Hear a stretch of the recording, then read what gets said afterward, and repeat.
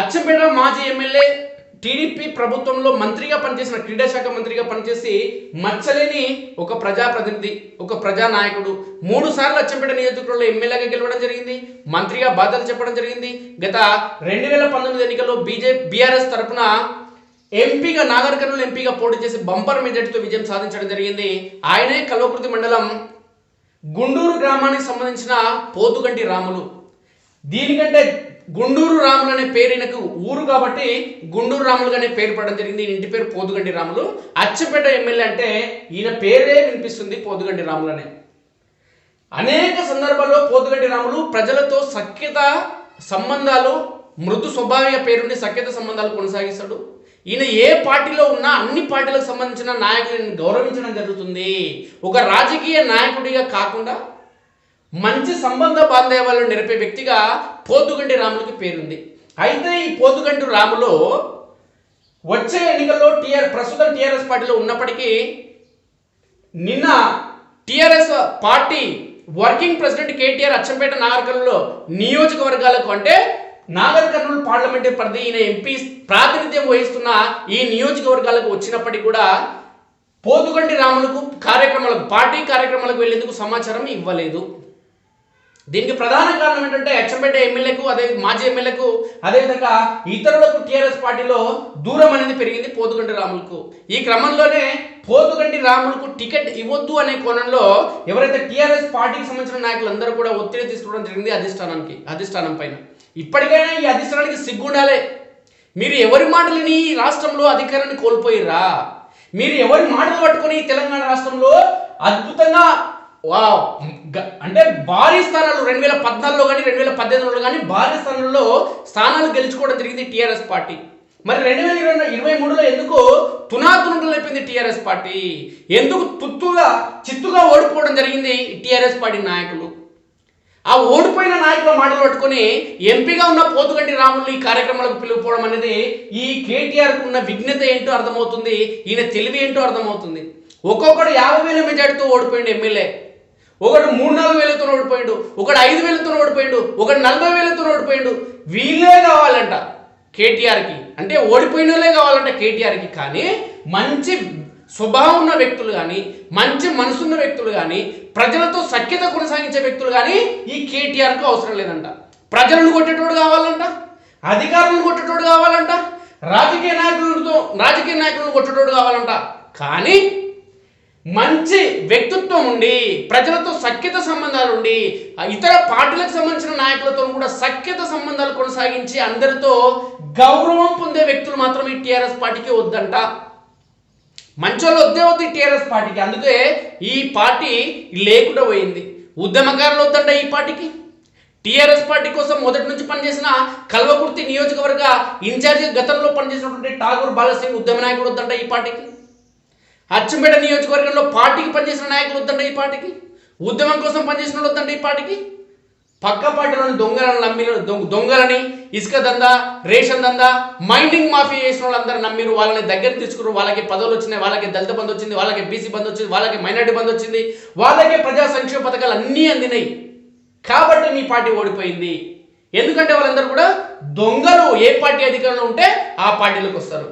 నిన్న మొన్న వరకు టీఆర్ఎస్ పార్టీకి సంబంధించిన ఎమ్మెల్యేలు 2023 ఎన్నికల కంటే ముందు ఎవరైతే ఎమ్మెల్యేలు ఉన్నారో వాళ్ళ దగ్గర వాళ్ళ సంఖలు వాళ్ళ చేయిలో చేసుకొని తిరిగిన నాయకులు ఎవరైతే ఉన్నారో వాళ్ళందరూ కూడా ఇప్పుడు కాంగ్రెస్ పార్టీలో తిరుగుతున్నారు. వాళ్ళని నమ్ముకొని వీళ్ళు సంఖలు కుట్టుకున్న టీఆర్ఎస్ పార్టీ వాళ్ళు. మాకు బలమైన నాయకులు ఉన్నారు, బలమైన కులానికి సంబంధించిన నాయకులు ఉన్నారు, బలమైన డబ్బున్న నాయకులు ఉన్నారు, బలమైన వ్యాపారస్తులు మా ఇంట ఉన్నారు. ఈ ప్రజలతో మాకేంటి సంబంధం? టీఆర్ఎస్ పార్టీ నిఖర్సైన కార్యకర్తలతో మాకేంటి సంబంధం? ఉద్యమకారులతో మాకెందుకు సంబంధం అనే కోణంలో వ్యవహరించారు. కాబట్టి తుక్కుగా ఓడిపోయారు. ఈ తుక్కుగా ఓడిపోయిన వాళ్ళందరితో మమేకమై ఒక దగ్గర కలుపుకొని కేటీఆర్ సభలు పెడుతున్న సొక్కమైన పిల్లగాడు. సభలు పెట్టి ఇక అంటున్నాడు, ఇంకా కాంగ్రెస్ వాళ్ళు 6 గ్యారెంటీలు అమలు చేస్తలేరు, మా పార్టీ పోటీయరు అంటున్నాడు. ఈయన ఏ నియోజకవర్గానికి సిగ్గుందా? కేటీఆర్ నీకు కొంచెమైనా సిగ్గుందా? 10 ఏళ్ల పాటు మీ నాయన ముఖ్యమంత్రి పదవి ఇచ్చిండ్రు తెలంగాణ సమాజం. నీకు 10 ఏళ్ళు మంత్రిగా అవకాశం ఇచ్చిండ్రు, మీ బావకు 10 ఏళ్ళు మంత్రిగా అవకాశం ఇచ్చిండ్రు, నీ చెల్లెకు ఒకసారి ఎంపీగా, మళ్ళోసారి ఎమ్మెల్సీగా, మీ పెద్దన్నకు మీ నాయన సడ్డకుని కొడుక్కి సంతోష్కు 2 సార్లు ఎంపీ పదవి ఇచ్చిండ్రు, మీ కులమోళ్ళు మంత్రి అయ్యారు. 50 ఏళ్ళకు పెన్షన్ ఇస్తాను ఎందుకు ఇవ్వకపోతేవి? రేషన్ కార్డులు ఎందుకు ఒక్కరిని కూడా ఇవ్వకపోతేవి నీ ప్రభుత్వ హయాంలో? దళిత సోదరుడు ముఖ్యమంత్రి చేస్తారని సొల్లు కబుర్లు చేసిన మీ నాయన, సొల్లు కబుర్లు చెప్పిన ఉద్యమ సమయంలో ఎందుకు చేయలేదు మీ నాయన? దళిత సోదరులకు 3 ఎకరాల భూమి ఇస్తాను చెప్పి ఎందుకు ఇవ్వలేదు? ఉన్న భూములను ఎందుకు మీరు దోచుకు తిన్నారు? భూ కబ్జాలు చేసారు మీరు. 192,000 ఉద్యోగాలు ఖాళీగా ఉంటే భర్తీ చేయలేదు ఎందుకో మీ నాయన? నీ ఉద్యోగం, మీ చెల్లె ఉద్యోగం మాత్రం భర్తీ చేసిండు మీ నాయన. మీ ఇంట్లో ఉన్న వాళ్ళందరికీ ఉద్యోగాలు భర్తీ చేసిండు. అందుకోసమే పేదలకు డబుల్ బెడ్రూమ్ ఇల్లు కట్టించినందుకు కట్టేయలేదు మీ నాయన. మీరు ఏ మొహం పెట్టుకొని పార్లమెంట్ ఎన్నికల్లో ఓట్లేరని మళ్ళీ అడుగుతున్నావు దొంగ?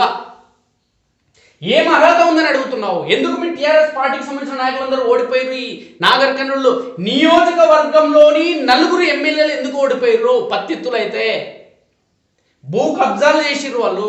వాళ్ళ కింది కార్యకర్తలు చేస్తే ప్రేరేపించుడు, చేయండి రా, దోచుకు తినండి రా. మనం దోచుకు తినాలి, ఎన్నికల్లో బాగా డబ్బు మద్యం పంపిణీ చేయాలి, మళ్ళీ గెలుచుకోవాలి. మనకు పదవులు ఉండాలంటే మన దగ్గర డబ్బు ఉండాలి. మన దగ్గర డబ్బు ఉండాలంటే కార్యకర్తల దగ్గర కూడా డబ్బు ఉండాలి. కార్యకర్తల దగ్గర డబ్బు ఉండాలంటే ఏం చేయాలి? ప్రభుత్వ భూములను, పేదల భూములను కబ్జా చేయాలి. అదే చేసిరు మీరు. చేసినందుకే తెలంగాణ సమాజం గమనించింది కాబట్టి తుక్కుగా ఓడగొట్టడం జరిగింది. నాగర్ కర్నూలు పార్లమెంట్ ఎన్నికల్లో టీఆర్ఎస్ పార్టీ, అదే బీఆర్ఎస్ పార్టీకి వచ్చే ఓట్లు 3వ స్థానానికి పరిమితమవుతుంది. ఖచ్చితంగా ఇక్కడ 3వ స్థానమే. ఇక్కడ గెలిచేది లేదంటే పోటీ ఉండేది కేవలం కాంగ్రెస్ బీజేపీ మధ్యనే. ఇక కాంగ్రెస్ పార్టీలో తన్నులాట గుద్దులాటలు మొదలైనవి కాబట్టి బీజేపీ అభ్యర్థి కనుక ఒకవేళ టీఆర్ఎస్ పార్టీలో పిలవలేదు కాబట్టి మాజీ మంత్రి రాములు, ఇప్పుడున్న ఎంపీ, సిట్టింగ్ ఎంపీ రాములు పిలవలేదు కాబట్టి టీఆర్ఎస్ పార్టీ దూరం పెడుతుంది కాబట్టి, ఒకవేళ ఈ టీఆర్ఎస్ పార్టీ నుంచి ఆయన విడిపోయి రాజీనామా చేసి బీజేపీలోకి వచ్చి బీజేపీ పార్టీ అభ్యర్థి కనుక పోతుగంటి రాములు అయితే, ఎందుకంటే కాంగ్రెస్ పార్టీలో తన్నులాట ఆల్రెడీ మొదలైంది. సంపత్ కుమార్ నాకు కావాలంటున్నాడు, మల్లు రవి నాకు కావాలంటున్నాడు, మంద జగన్నాథ్ నాకు కావాలంటున్నాడు, ఇంకొకైనా అందరూ నాకు కావాలంటున్నారు బీఫామ్. ఎందుకంటే అధికారంలోకి వచ్చింది కాబట్టి, ఎమ్మెల్యేలు ఉన్నారు కాబట్టి ఇంకా నాకు ఓట్లు పడతాయనే కోణంలో వీళ్ళు అనుకుంటున్నారు. మరి ఎమ్మెల్యేలు లేని సమయంలో 2019 ఎన్నికల్లో బీజేపీకి 4 సీట్లు వచ్చినాయి. మరి టీఆర్ఎస్ పార్టీ మెజార్టీగా అధికారంలోకి వచ్చి 2018 ఎన్నికల్లో మరి ఆ పార్టీ ఎందుకు 9 గెలిచింది?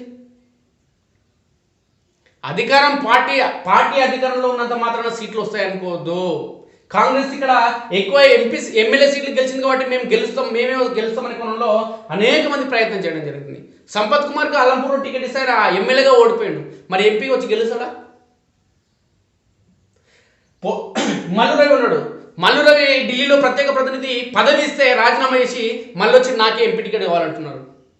నీకు ఆల్రెడీ ఢిల్లీలో ప్రత్యేక ప్రతినిధిగా అవకాశం గతంలో నీకు ఉంది కాబట్టి, పరిచయాలు ఉన్నాయి కాబట్టి, రాష్ట్రానికి కావచ్చు, కాంగ్రెస్ పార్టీకి కావచ్చు మేలు జరుగుతుందని కొనలో ఒక సీనియర్ నాయకుడు కాబట్టి నీకు ఢిల్లీలో ప్రత్యేక ప్రతినిధి నీకు అవకాశం ఇస్తే ఆడ రాజీనామా చేసి వచ్చినావు అంటే ఎంపీ గెలిచే అవకాశం ఉందా? గతంలో ఎంపీగా ఉండి ఏమేమి పనులు చేసిన నాగర్ కర్నూలు ఎంపీ మల్లు రవి, మాజీ ఎంపీ. కాబట్టి ఇవన్నీ కోణాలు చూసుకుంటే నాగర్ కర్నూలు నియోజకవర్గం నుంచి ఖచ్చితంగా అభ్యర్థిని బట్టి ఓట్లు వేసే అవకాశం ఖచ్చితంగా ఉంది. కానీ ఇక్కడ టీఆర్ఎస్ పార్టీ మాత్రం లేనే లేదు. ఇక్కడ ఒక ఆయన పోటీ చేస్తాడంట, 50,000తోనే ఓడిపోయిన ఆయన పోటీ చేసే అవకాశం ఉందంట, ప్రచారం నడుస్తుంది.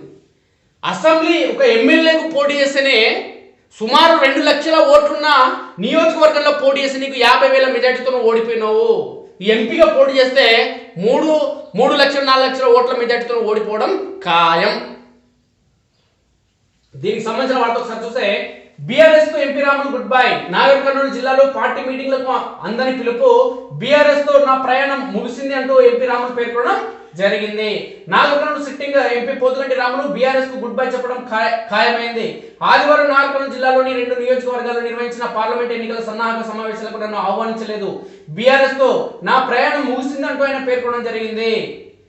నాగర్ కర్నూలు పార్లమెంట్ నియోజకవర్గంలోని అచ్చంపేట నాగర్ కర్నూలు సెగ్మెంట్ లో కార్యకర్తల సమావేశం ఆదివారం నిర్వహించడం జరిగింది. ఈ సందర్భంగా కేటీఆర్ ముఖ్య అతిథిగా హాజరు కావడం జరిగింది. ఆయన పిలవలేదు. పొమ్మని లేక పొగ. అచ్చంపేట మాజీ ఎమ్మెల్యే పార్టీ నాగర్ కర్నూలు జిల్లా అధ్యక్షుడు గువ్వల బాలరాజుకు ఎంపీ రాములకు మధ్య కొన్నాళ్ళుగా పచ్చగడ్డి వేస్తే బగ్గుమంటున్నది. ఎంపీ కొడుకు భరత్ ప్రసాద్ ను జెడ్పీ చైర్మన్ గా కాకుండా గువ్వల 2 సార్లు అడ్డుకున్నారనే ఆరోపణలు వచ్చాయి. నియోజకవర్గంలో ఎంపీ ఆయన కొడుకు ఫ్లెక్సీలను కూడా పెట్టకుండా అడ్డుకోవడం అప్పట్లో వివాదాస్పదమైంది. వీరి మధ్య సయోధ్య కుదిర్చాల్సిన బీఆర్ఎస్ హైకమాండ్ విషయాన్ని లైట్ గా తీసుకుంది. దీంతో విభేదాలు తీవ్రమయ్యాయి. ఎన్నికల ముందు అచ్చంపేటలో జరిగిన కేసీఆర్ బహిరంగ సభకు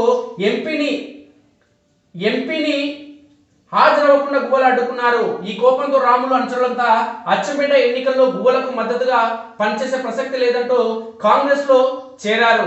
రాముల వల్లే తాను ఓడిపోయారని బీఆర్ఎస్ హైకమాండ్ కు గువ్వల ఫిర్యాదు చేశారు.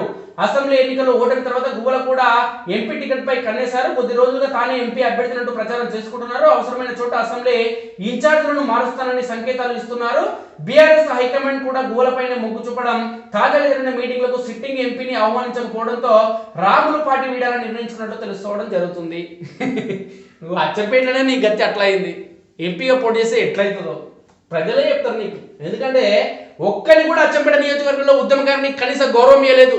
ఒక టీఆర్ఎస్ పార్టీ నికర్స్ అనే కార్యకర్తలు నువ్వు గౌరవం ఇవ్వలేదు. ఎవడైతే అగ్రవర్ణ కులాలకు సంబంధించిన వాళ్ళు డబ్బున్న వాళ్ళు ఎవరైతే ఉన్నారో వాళ్ళనే ఎంబడి చెప్పుకున్నావు. వాళ్ళందరూ నిన్ను ఓడించడం జరిగింది. వాళ్ళే నిన్ను ఓడించడం జరిగింది. వాళ్ళు నిన్ను ఓడించి ఇప్పుడు కాంగ్రెస్ వెంట తిరుగుతుండడం జరిగింది. కాంగ్రెస్ ఎమ్మెల్యే, కాంగ్రెస్ మంత్రుల వెంట తిరుగుతున్నారు. ఇప్పటికైనా నువ్వు ఆలోచన చేయాలి. ఎవరు నీ వాళ్ళు, ఎవరు నీ పార్టీ వాళ్ళు, ఎవరు నీ కోసం పనిచేసేవాళ్ళు, నువ్వు ఎవరి కోసం పనిచేయాలి అది తెలుసుకో. 50,000తో ఓడిపోయి ఎంపీగా పోటీ చేస్తాడంట.